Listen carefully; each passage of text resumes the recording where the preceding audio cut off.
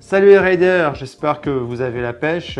Aujourd'hui, je vais répondre à une question qu'on me pose très souvent. C'est pourquoi mettre 600, 700 euros dans un casque alors qu'on peut en mettre 60, sachant que tous les deux vont respecter exactement les mêmes normes en termes de tests en cas d'accident. Le premier parallèle que je vais faire, qui va parler à tout le monde, c'est l'automobile. Pourquoi acheter une Porsche alors que finalement on peut rouler en Twingo, que les deux véhicules vont bien nous emmener du point A au point B, que tous les deux effectivement ont suivi des crash tests et ils ont passé avec succès. Ma première réponse, c'est que ce sont deux produits complètement différents qui vont apporter des performances, un confort, un look qui n'est pas du tout le même qu'effectivement entre les deux produits. Mais pour les casques, c'est pareil. Par exemple, si vous prenez un casque entrée de gamme pas cher, la calotte externe elle va être en thermoplastique, alors que si vous prenez un casque haut de gamme, vous allez avoir de la fibre, voire un composé de plusieurs fibres qui pourra vous assurer une résistance optimale et un bon vieillissement, ou voire du carbone, ce qui fait que déjà d'office vous n'allez pas du tout avoir la même matière extérieure, et que ce soit la carbone ou de la fibre, ça va en plus alléger le casque qui sera effectivement plus léger que sur un casque en polycarbonate ou en thermoplastique. Donc vous gagnez du poids, vous gagnez un aspect qualitatif qui n'est pas du tout le même, vous gagnez en sécurité, parce que c'est pas parce qu'il résiste au même test que par exemple mon casque à rail ici à ma gauche n'ira pas plus loin en termes de résistance et puis en termes d'absorption du choc que mon casque à ma droite, qui est un casque effectivement en entrée de gamme. Autre élément, parce que vu qu'on est sur la calotte, tout simplement les peintures.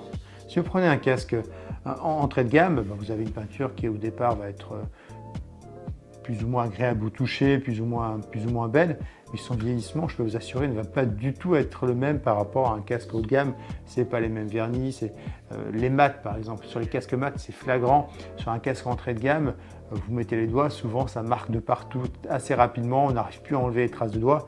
Sur un casque mat haut de gamme, par exemple chez Schubert, moi j'avais souvent fait le constat, ça marque pas. Là sur pareil, on est sur un mat chez Arai, ça marque pas du tout. Donc déjà même l'aspect finition n'est pas du tout le même. Vu que je suis sur la calotte, les aérations, alors ça c'est pareil, hein. Les aérations, des fois même sur un casque haut de gamme ça marche pas bien, mais alors, sur les casques entrée de gamme souvent où c'est tout ouvert et c'est le courant d'air permanent même quand vous êtes fermé, ou ça fonctionne pas. Sur les casques haut de gamme, il y a eu une vraie réflexion sur les canaux tout simplement d'aération au niveau du casque, et donc vous avez quelque chose qui est beaucoup plus fonctionnel et qui est beaucoup plus efficace sur tout ce qu'on recherche. Pareil, l'aérodynamisme. Vous imaginez bien que sur un casque entrée de gamme, l'aérodynamisme il n'a pas été travaillé. Donc c'est brut de fonderie, on part sur des moules qui existent depuis des années, donc en général c'est des vieux moules, alors que quand on est effectivement sur des marques haut de gamme, par exemple chez Schubert, ils ont leur soufflerie, mais c'est pas les seuls aujourd'hui, et ils travaillent leur casque en soufflerie. Shoei fait pareil.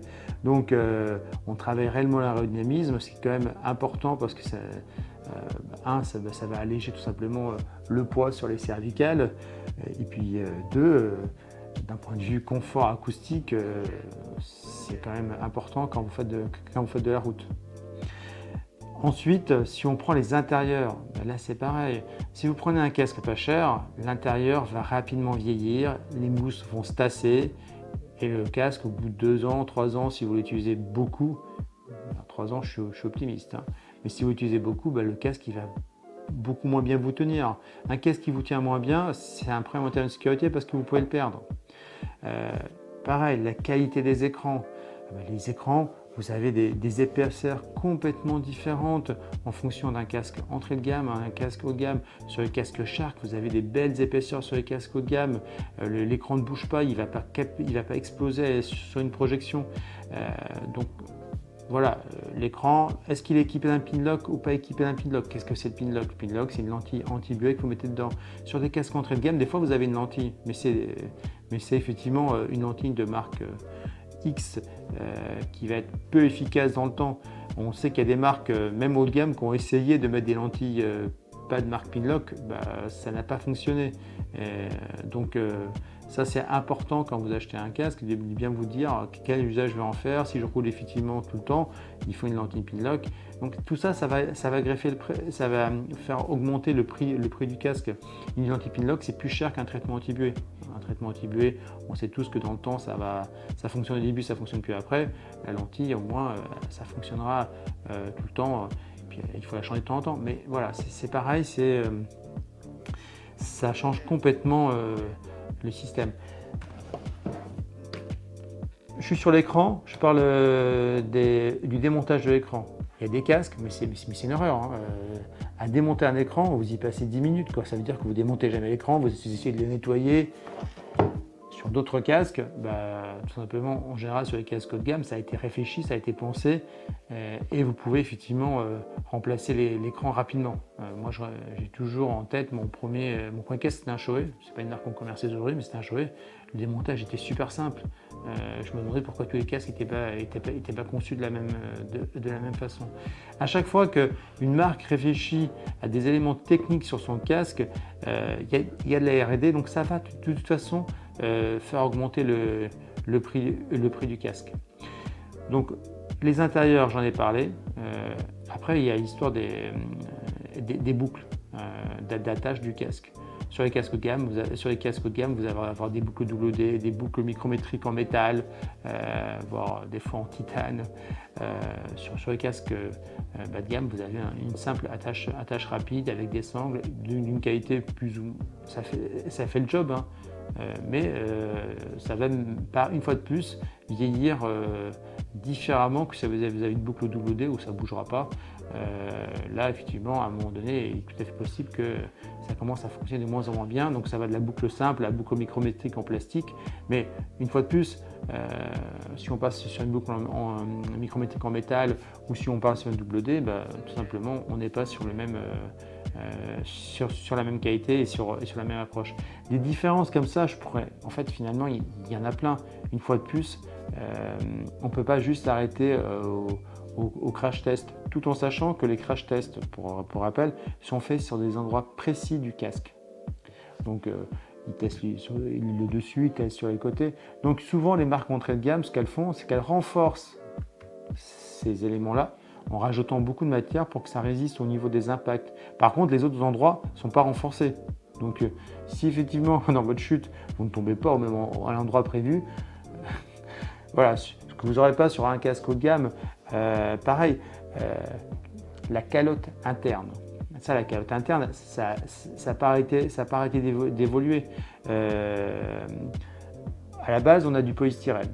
Dans les deux casques ici, on a du polystyrène. Par contre, là, chez Arai, on va avoir du polystyrène multidensité en fonction des zones, afin effectivement qu'on ait une absorption qui soit réellement réfléchie et optimale en cas de chute. Sur un casque classique, c'est juste un polystyrène. Donc, inévitablement, le travail, la R&D n'est pas le même. Alors, en plus, aujourd'hui, on travaille sur de nouvelles technos. Par exemple, vous retrouvez dans les casques le MIPS. Le MIPS, c'est un système sur les casques un peu plus haut de gamme. C'est le MIPS. Bell aime bien ça, le MIPS. Les Américains aiment bien le MIPS. C'est effectivement un système qui va permettre d'absorber le choc par rotation.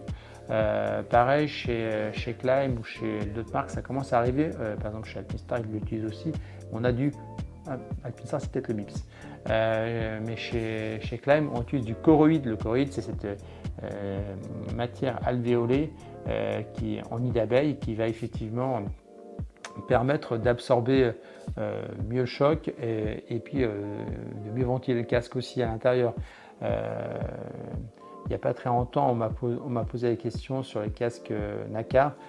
Pareil, là on retrouvait un système de nid d'abeille en fibre contre-collé avec la matière externe, mais c'était une fois de plus, il y a de la techno.